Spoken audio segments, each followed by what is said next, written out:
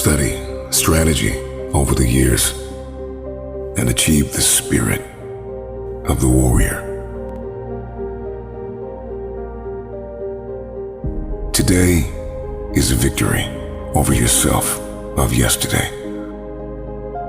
Tomorrow is your victory over lesser men. There is a student mentality in all of us that must be tapped into. A student is resilient. A student is disciplined. It is only through discipline that you will experience the freedom of a warrior. A student never surrenders. See, the strategy is the plan. The strategy, the game plan, the plan of action, the recipe, the how must be studied before the first step is taken. I am convinced that so many of us lose because of what we were not willing to study. We must grow a discipline to deliberately investigate what we are getting ready to enter into. We must be calculated as we enter into new seasons, into new relationships. This is the road to becoming a warrior. An experienced, skilled, and calculated soldier. A fighter, a game changer. Somebody who refuses to stay down. This is somebody who is set apart from those who operate in the realm of normalcy. This is somebody who is above and beyond. We got a bit of a work ethic to go after it. A student is a disciple, and a disciple is disciplined. Disciplined to achieve the spirit of the warrior. They are perfectly positioned for victory daily. Discipline is an invitation out of normalcy. A man who studies is a man who is allergic to average. So you are a warrior, and you don't even know it. Take a deep breath. Inhale and exhale. Inhale and exhale. After today, everything is about to change. Because change starts with you. To understand this is to know the difference between men and lions. You must understand that there is more than one path to the top of the mountain.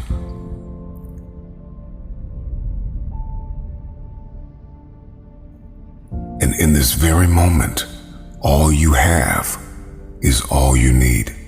See, somebody lied to you and told you that life is about acquiring more to move forward. And what if I told you that getting to the top of the mountain was not about acquiring more, but about becoming more? That if you can become, then you will find your authentic path to the top.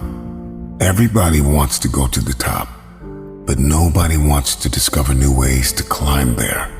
Find your authenticity. Discover your identity. We're all told, if you want to get to the top, follow the leader. But that is a broken mentality. Yes, leaders are necessary, but we must be fully aware when we have been called to lead, to blaze our own trail, to discover a new way. It's daunting, it's exhausting to get to the top. But there is more than one way, and you will discover that way by not acquiring. So it is not the more that you get, the faster you will go. It is the more you become, the quicker you will elevate. And so getting to the top of the mountain has more to do with becoming than acquiring. What is your mountain? What is your trial? Who is the giant standing in front of you? Name it and defeat it. The climb is just as important as the arrival. The top is the end game, but the process is what will make you.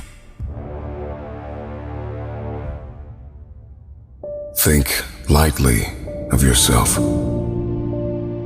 and deeply of this world. Life begins at the end of your comfort zone, at the end of your ego and your insecurities. But when you come to the end of yourself and the beginning of the understanding of our world, why we are here and what is our purpose, then all of a sudden everything changes. Think lightly of yourself and deeply of the world. The world is vast. Over 7.5 billion people walk the face of this planet. There is so much here. Creation, the antelope, the trees, the mountains, the stars, people from every nation, in every tongue. And we have economy, we have industry, we have technology. We are more advanced than ever before. So take a moment and agree never to self-sabotage yourself. No more self-condemnation. That you cease to see the opportunities in this world. How beautiful our planet is. To think lightly of yourself and deeply of this world is an invitation out of your ego, out of your insecurities, out of what you think you cannot do. It is to look beyond your program. It is to think of your legacy. It is to think of what you will leave behind. It is to think of your contribution and your impact.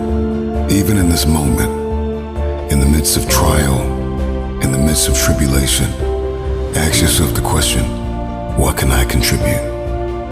You see, conflict is necessary. Trial is needed. It causes us to create, to be proactive, to be inventive. It moves us to become pioneers. What type of mark will you leave on the earth? What will be your legacy?